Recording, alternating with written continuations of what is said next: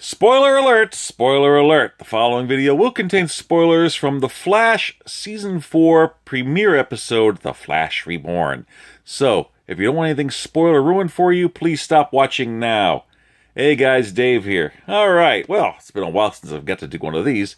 And, well, just to give you guys a heads up, over the summer, my desktop computer kind of crashed on me.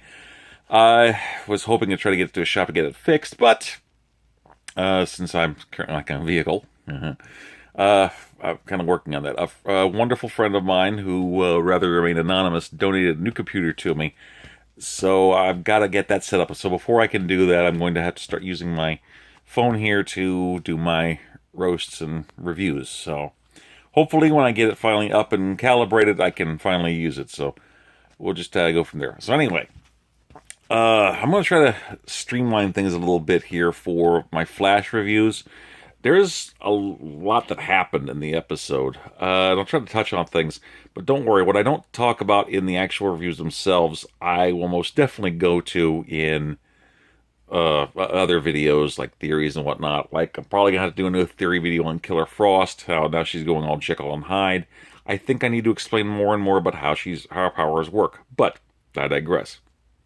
And if there's one thing I could say about The Flash and how it started off, it was fast-paced.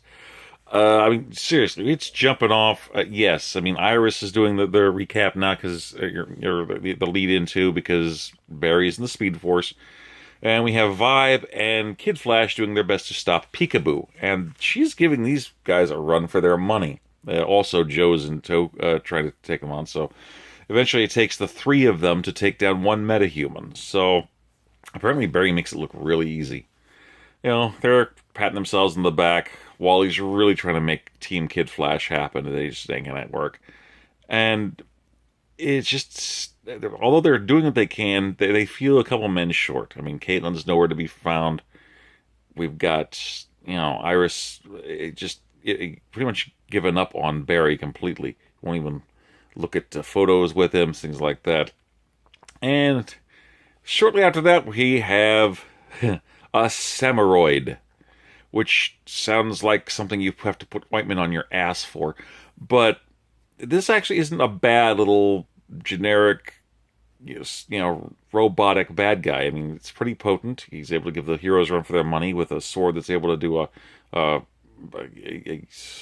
power knockdown. And he wants the Flash within a day, or Central City will be leveled. One little problem. There's no Flash. Barry's not around. So they're trying to figure out how to get him out of the Speed Force.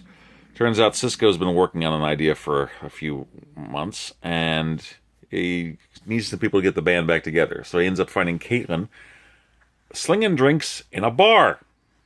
So, yeah, this is interesting. He even has a one-eyed creep coming over to make sure that no one's bugging her, so I don't know what that's all about, but apparently it's going to be some foreshadowing. Eventually, Caitlin is no longer somewhere in between Caitlin and Killer Frost. She's just Caitlin again, so she decides to come back and try to help on working on things.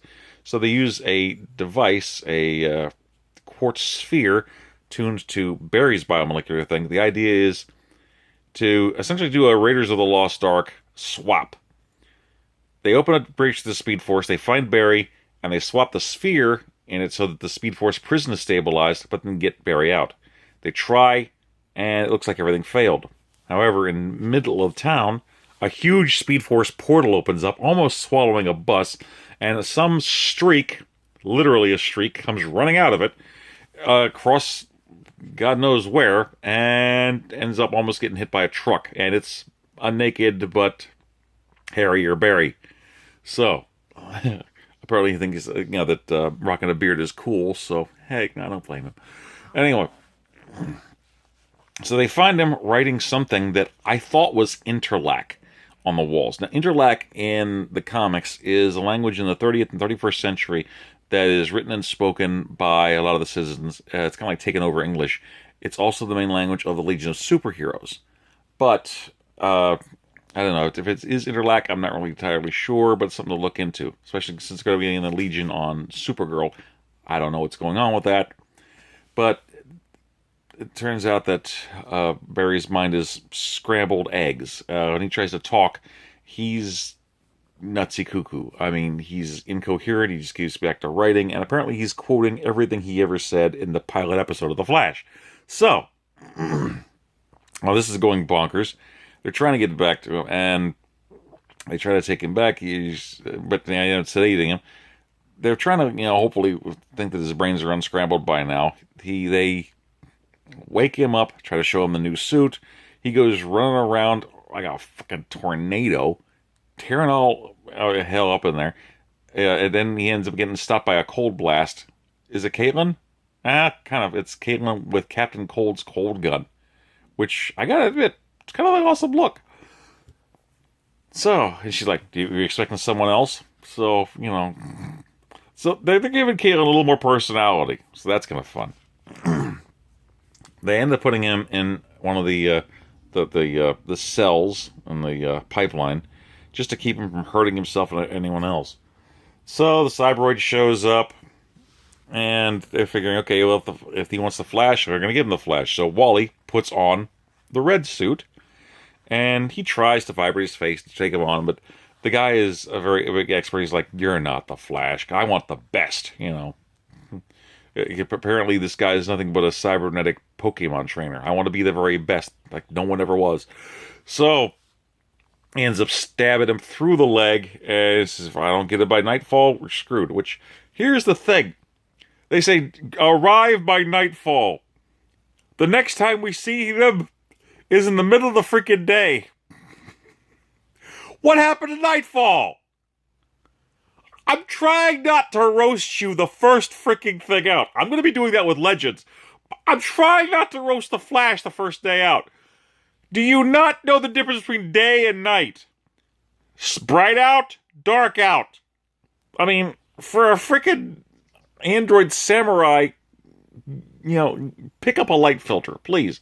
So anyway, Barry is still out of it. He's still writing crap around. Iris, in this... Remember when she was all suicidal, thinking she was going to die, so she starts tempting fate? She's doing it again. So she says, she goes up the freaking samurai and says, "Just take me. You want the Flash? He'll come for me." So he does. So he's taking her, and Joe is like begging and pleading to somehow to get through to Barry that he's taking Iris and she's going to die if he doesn't do something. So this eventually snaps him out of it. He goes busting through the pipeline cell, gets on the suit, and he's taking off. And here we go. And apparently he's taking off at a speed that we've never seen him before. So, I mean, Wally thought he was impressive. He can't even touch this speed now. So, we have a huge fight that takes place just outside of Central City with a wind farm. Yeah, I've never heard of this being out there before, but I mean, it's almost like Dragon Ball Z. It's like this populated city, but if you just go over there a little bit, it's completely deserted. Okay, whatever. So, but it's an awesome little fight on modern windmills, and they ended up just gutting the Samuroid, which we find out that it's an android. But now Barry's back, his mind is cognitive, and everything is all good now. Eventually Cisco makes a quip about, naming the Samuroid. So there's a lot of good humor in here, and it definitely was a good vibe to it. Ha ha ha. And it was a good way to start the thing. And of course, the epilogue, we have a mysterious woman in a all-white, almost Kryptonian-looking thing that with touchscreen technologies and stuff like that, and talking to a dude in what appears to be a floating chair, who turns around, he's all cybernetically hooked up, and says, "What's our next move?" "I'm thinking." So that's the thinker. Bum, bum, bum. And it's going to be interesting to see someone that challenges the team intellectually. I mean, it's going to be refreshing as hell. I mean, thank goodness not another Speedster. I know we're going to get another Speedster in Blitzen. Though if you don't know, Blitzen's going to be the Earth X, evil Nazi version of Barry. So overall, I liked it. I was looking forward to it. I don't know, maybe it's just because I was a little down and things are still crappy that I could have buttoned into it a little more, but I wasn't. But it was still one of the better parts of the night. And, of course, like I said, if you want to see it, it was definitely a decent one to watch. I think for a lot of people, it will be satisfying them. And like I said, I'm going to try to do something about Caitlin coming up over like the Jekyll and Hyde aspect of the Killer Frost. So I think I can come up with something there. Also, I'm going to have to do something to roast the Legend of Tomorrow. I may not be able to do it all the time, and I can't do it regularly like I'm going to do Arrow Roast because there's so much crap going on. But I have to say things that are bugging me. Namely, the fact that they are trying to turn them into the Guardians of the Galaxy. I will cover this. So, what did you guys think? Please like, comment, subscribe, share, pass this bad boy around. And I will be seeing to see you guys again shortly here. So, you guys take care and enjoy the vids. But guys, the season is back.